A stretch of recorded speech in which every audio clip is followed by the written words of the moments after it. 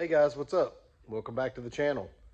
Gonna work on something a little different today. Probably gonna be a couple of videos long, but let's dive right in.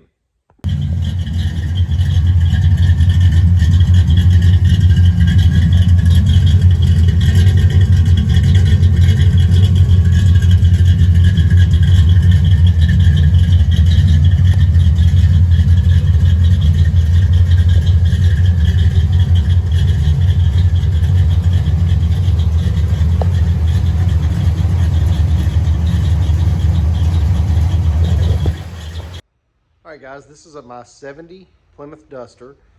It is a 360 cubic inch V8. Currently has a 3-speed transmission in it. And we've got this thing in the shop here. And it's time for some upgrades and changes. I built this car about 2 or 3 years ago. Love it, enjoy it, have a lot of fun with it, but it's time to make some upgrades. All right, guys, one of the first things we're going to do during this, this upgrade version of the car is I've got this Mopar 4-speed transmission that I just recently had rebuilt at a shop in Kissimmee, Florida, Mopar Speed Shop. They went through this thing, all new internals, all new shafts, counterbalance shaft. Basically, the only thing they reused was the case. I've got it here staged up on the bench ready to go, and I started looking at it and found some slop in some of the shifter rods. So I've got brand new shifter rods here from Brewer's Performance, and went ahead and decided to go ahead and put a new Hurst Competition Plus shifter as well. The original shifter, again, it's got some slop in it. We want to tighten this thing up, so that'll be a big part of this this revision to the car this time. All right, guys, the other part of this rebuild is going to be the front end of this car. It's kind of hard to tell in the video, but the front tire lays in a little bit at the top. This is when I bought this car, it had 94,000 miles on it. It was a slant 6, grocery getter, grandma car, baby blue with, baby moon hubcaps, not in any way a performance machine. So these front end components still have that, that mileage plus the nearly 1,800 that I've put on it. So obviously, with it being a 1970 model, the ball joints, the tie rods, every part of the front end is way overdue. I have already upgraded it to disc brakes in the front, but it's time for the front end to be correctly built with modern parts and also that fresh alignment. So let's take a look at what we got.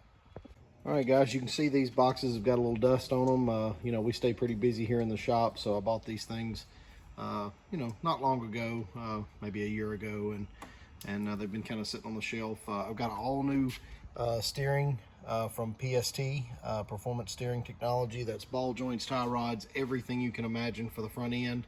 And I went ahead and went with QA1. I know Tony Angelo spoke high of this product. The strut, lower control arm strut bars. They've got the Heim joints at the end, and a lot of great feedback on this product. Big improvement over a stock style strut arm, so I'm really looking forward to seeing what kind of improvement that makes as well. All right, guys, let's get this thing up in the air, and we'll start the demo. And obviously this is not going to be a one-day project, but let's get it torn apart, and then we'll see where it takes us. All right, guys, just got this thing lifted up in the air. We'll take a look underneath. Headers and all appear to be in great shape. There's that little 3-speed transmission that has been an absolute trooper. Works perfect, does everything that I need it to do and have asked it to do, but it's time for a 4-speed. So that one's coming out. I'll probably find another Mopar guy that can put that thing to use. And then, of course, the whole exhaust system and everything is going to have to come off of the car. Drive shaft, obviously, cross member, everything's going to have to come out. Got the subframe connectors here. Got the Adams drive shaft. They built this drive shaft for me. It works perfect, perfectly balanced. Got the 8 3/4. Just recently did a gear change on that. It's now a 323. It was a 410, and as fun as the 410 was, it it was barely drivable at highway speed, 55 miles an hour, and you felt like you needed 2 more gears. And I do drive this car, not a lot, but I do want to enjoy it as a car, not just a race car. So I want to be able to get out on the highway and cruise. So went to the 323 gear. Does have the Caltrax adjustable suspension, which is a unbelievable system that works wonderful. And I've also got the Calvert adjustable shocks in the rear as well. So got a brand new fuel tank in it. This is the train never disappoints. The train never disappoints. This is a project I've been working on for years, and of course, we talked a little bit about the steering. All these bushings are just completely destroyed, from age and time. So we're gonna get all this out, put everything new. You can see I went ahead and put the disc brake conversion on it already. Of course, all these bushings and everything are going to be new. These are the bars that we're going to replace with the QA1 strut bars. These just have a large rubber bushing up behind this washer, and according to like what Tony Angelo was saying, these compress under hard braking, and it really gives a real spongy feel to the suspension. So we're definitely going to get those off of there and see if we can't tighten this system up and make this thing drive and handle like it should. It's got the horsepower. We've got all the go. We just need to perfect the steering and the whoa. So let's dig in. All right, guys. Got the front end blown apart. Got the upper control arms off. Of course, got the bump stops off here. You can see the original color of the car. Kind of that baby blue.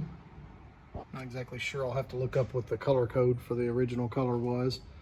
Got the lower control arms, all that assembly out. Got the strut bars, got those removed. Tie rods and all those assemblies out, and take a look at the parts.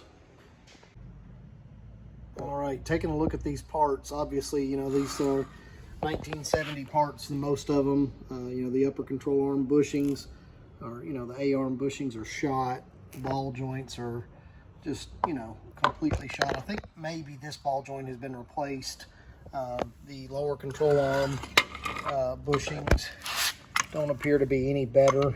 The bushings inside there that hook to the torsion bar seem to be dry rotted and missing some chunks of rubber. So certainly all those new bushings are going to make a big difference.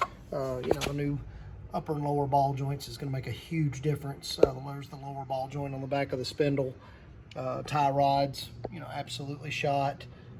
This is those strut bars that I talked about that we're going to be replacing with the QA1 parts. Luckily, the cam bolts and all of the hardware came out. Like I said, this is a 94,000 mile car, and I bought basically the roller.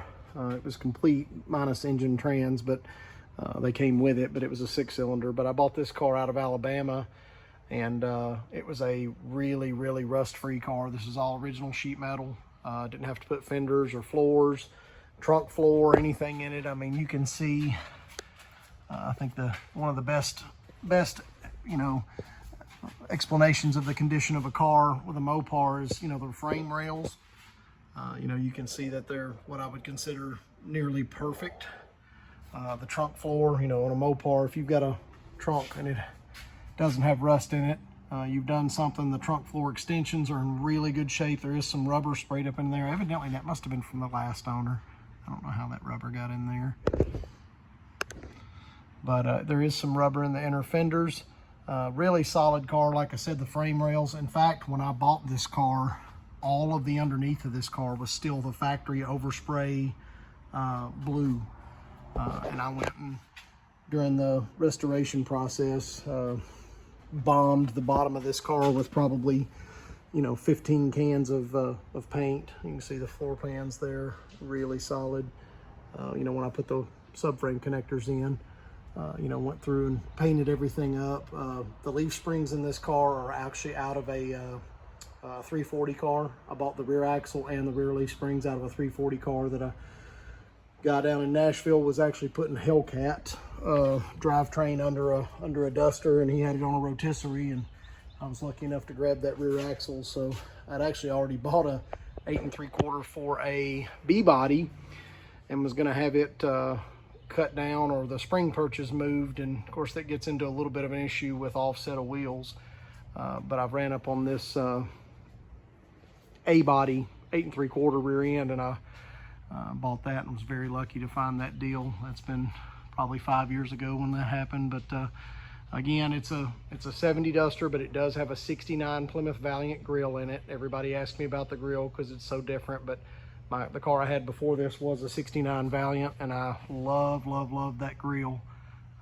And it being an A body, I knew it would be a smooth transition, very little modification to make that fit this car, very little. So and I love the look. So parts on the driver's side mimic and match the passenger side with all the wear.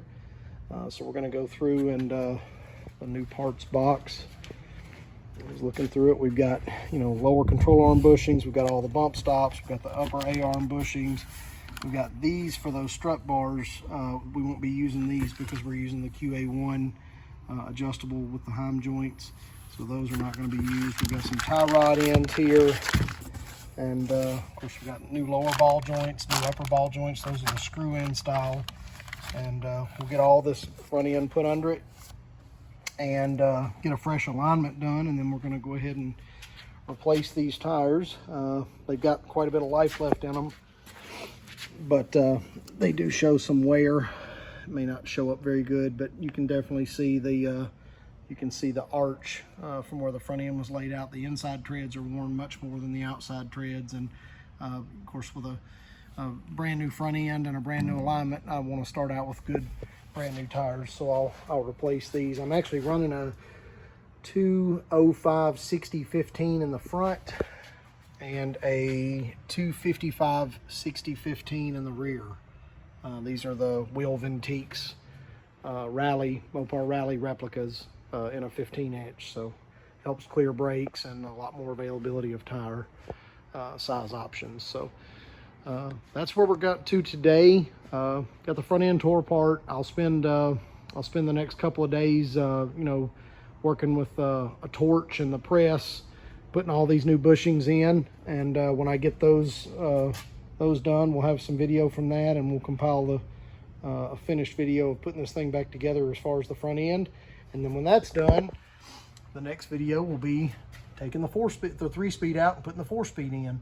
I've got the rebuilt 4-speed over there on the bench.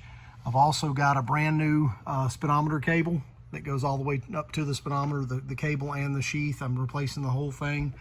Of course, got that new shifter and all new shifter rods and everything to put in it, so should be a big upgrade. We'll let this old 3-speed retire and from this car, and probably make a great transmission for somebody else. And we'll stick this this fresh 4-speed in there, and that'll make the car a 360 4-speed with a 323 8 3/4 rear end, brand new front end, disc brakes. Should make a really nice really nice driver for cruising around, and certainly safer from a performance standpoint. So looking forward to it. Hey guys, I appreciate you tuning in this week. Really excited to get started on the Duster build. It's apparent behind me that you can see I have a bit of a problem with orange. Everything I own just about is orange, but you gotta love an orange hot rod. So I do appreciate you guys tuning in. Remember to like, share, and comment. Remember to check out our daily updates on our Facebook page, Richter's Off-Road Performance, and we'll see you next week. Thanks.